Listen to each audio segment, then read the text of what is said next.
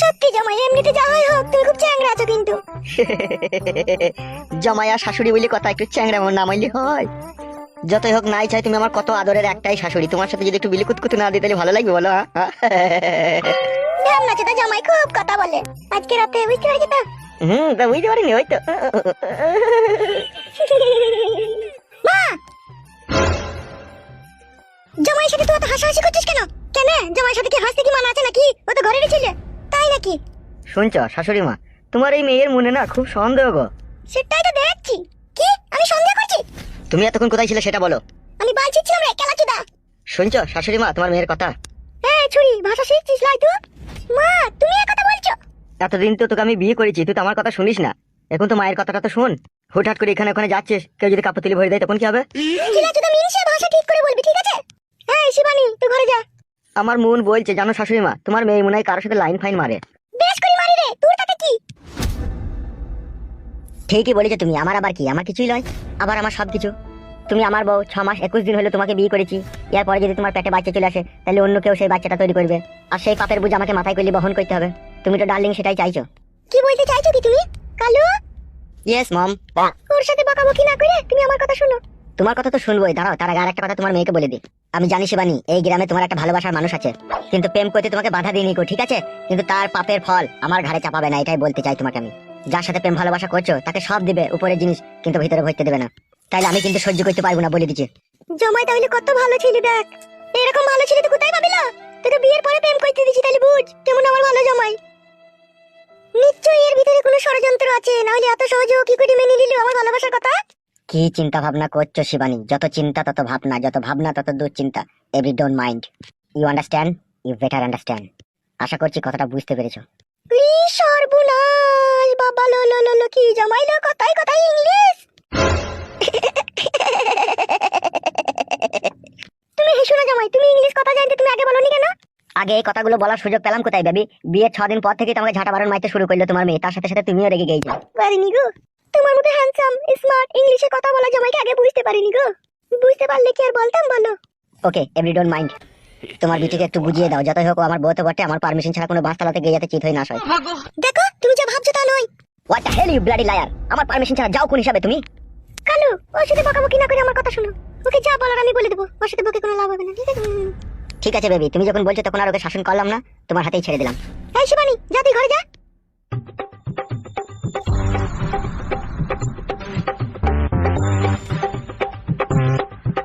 আমি আছি তো, তোমার আমার অত চিন্তা কিসের?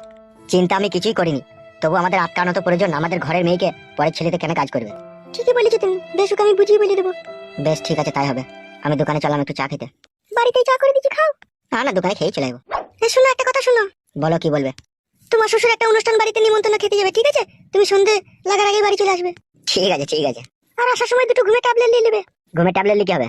শিবানীকে সন্ধ্যেবেলায় দুধের সাথে গুঁড়ো করে পাইল করে খেয়ে দেবো, তাইলে ও ঘুমিয়ে যাবে, আর এদিকে তুমি আমার ঘরে চলে আসবে। শাশুড়ি মায়ের আমার কত বুদন। বেরো দে, আমরা কি দামি ইনছে, তাড়াতাড়ি বাড়ি আসবে কিন্তু, বলে দিলাম। ওকে ওকে বেবি, কুল। হাই রে ইংলিশ জামাই আমার।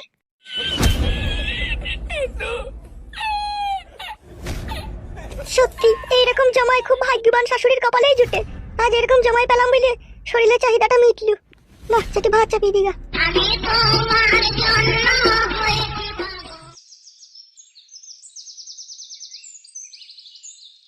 কোথা ছিল কোথা তুমি এতক্ষণ? তুমি যদি এরকম দুর্ব্যবহার আমার সাথে করো, আমি কিন্তু বাড়ি ছেড়ে পালাবো বলে দিচ্ছি। তুমি বাড়ি থেকে বেরিয়ে গেছো 11টার সময়, আর বাড়ি আসছো 3টের সময়। তোমার মনের মতলবটা কি বলো তো? আমাকে কি আর ভালো লাগছে না, নাকি আমার সাথে আর সংসার করার ইচ্ছা নাই?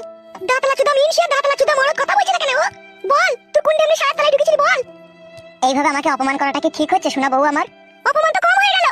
তোর মতো মরদের মুখে গরম পানি ঢেলে তো সংসার ত্যাগ করা দরকার রে। এতই আমাকে অসহ্য লাগছে, আমার মুখে গরম পানি ঢেলে তুমি আমার সংসার ত্যাগ করবা? তা কি করবো, আমি যে ঘরে তোমার বউ, তুমি আমার একটা কথা শুনছো? এ মাগি, তুই কি আমাকে যেমন তেমন তুই স্বামী ভেবেছিস নাকি? আমি সানডে মানডে ক্লোজ করছি, 1 2 তে খালাস করছি, সিস্টেম চালু কইরা আজকে তোর ভাতারের কাছ থেকে নিয়ে এসে তোকে এখানে লল দিছি। যে বেডি আমারে এখনো চিনে না, ওই এখনো মায়ের পেটে রইছে, আর যে আমারে চিনছে ওরে বিছানায় লিগে হক্কাই দিছি। তোমার এত বার বেড়ে গেছে। এই শোনা বউ, তোর কি মরণে চুলকানি উঠছে? একেবারে মলম লাগাই দেবো বউ। কি বললি কাটা কুকুর বেটা, শুইরের বাচ্চা, তুই মলম লাগিয়ে দিবি? তোর এই মায়ের সংসার খাইয়ে পড়ি, এটা আমি জানলাম।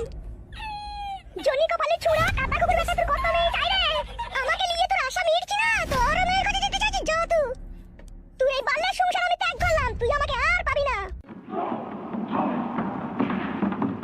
হলো কি, কোথায় গেছো, কোথায় তুমি?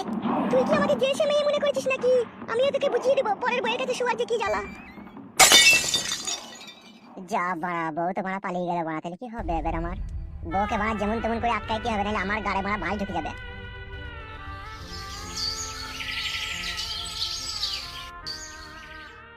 ও শোনাবো পাকান বেগম, পালিয়ে যেও না জানো মা, দাঁড়াও।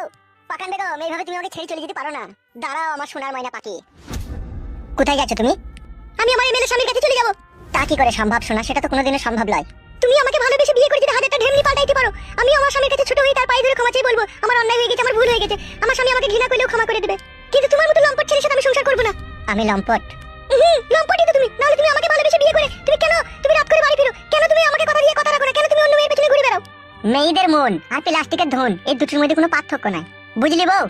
আমি যা বুঝার বুঝে নিয়েছি, আমি আর সংসার করবো না, থাকবো না, ব্যাস। তুই তোর মতো চল, আমাকে আমার মতো চলতে দে, আমাকে আমার স্বামীর কাছে যেতে দে।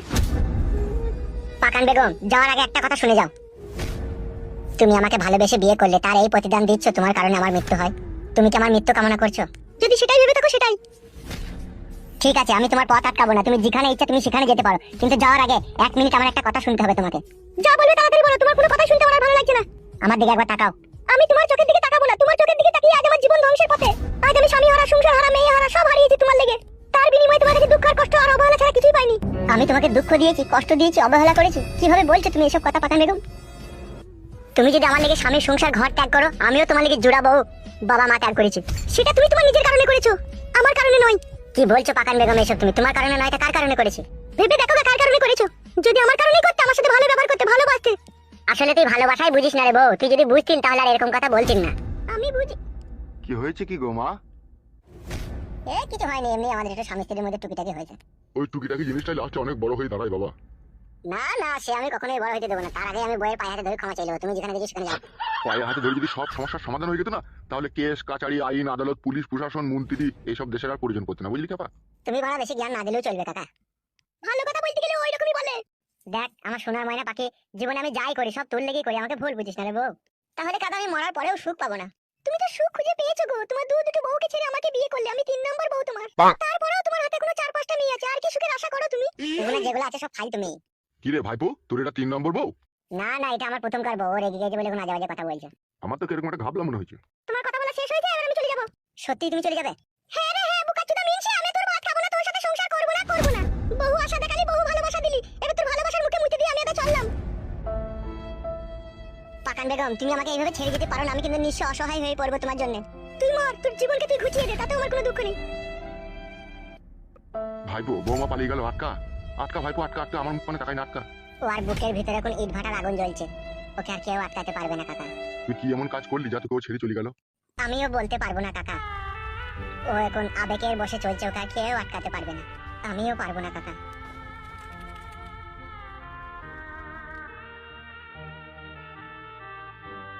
কেসটা খুব জটিল কেস মনে হলো, ওসব পরের জিনিসে বেশি মাথা না ঘামানোই ভালো।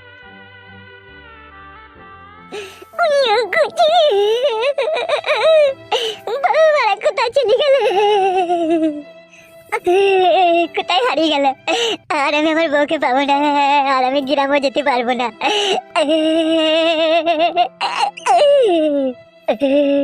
কি কাজ হলো ভগবান, সব হারিয়ে গেল। আমারই ভুলের জন্য সব আজ শেষ হয়ে গেল। দুটো বউ হারিয়ে গেল, এই নতুন বউটাও হারিয়ে গেল। আমি আর গ্রামেও যেতে পারবো না, আমার কি সর্বনাশ হলো।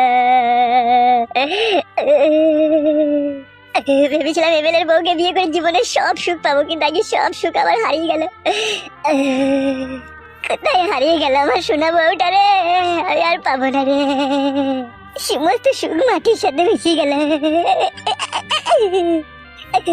জীবনটা পুরো শালপাতা হয়ে গেল। কে গো তুমি এইভাবে কান্না করছো? তুমি কে? আমার নাম হচ্ছে ফেদা মুখো, আর ডাক নাম ফেদা কপাইলে। ইয়ার কি মারছো নাকি? আগে জলাজান জ্বলছে আর গাঁড় পাকা মারাইছো নাকি তুমি? না না, আমি শিওর আমার নামই ফেদা কপাইলে। তাই এখানে কি গান মারাই গেল? তোমার নাম ফেদা কপাইলে? তা তুমি যেভাবে কান্না করছো ওইভাবে কোনো ছেলেকে আমি পৃথিবীতে কান্না করতে দেখিনি, সেই জন্য এলাম তোমার কাছে। তাই নাকি সোনা? সোনা বলছো কেন? আমার নাম তো ফেদা কপাইলে। তোর নামটা ফেদা কপাইলে না হয়ে গুদমুখ হইলে আরো ভালো হইতো।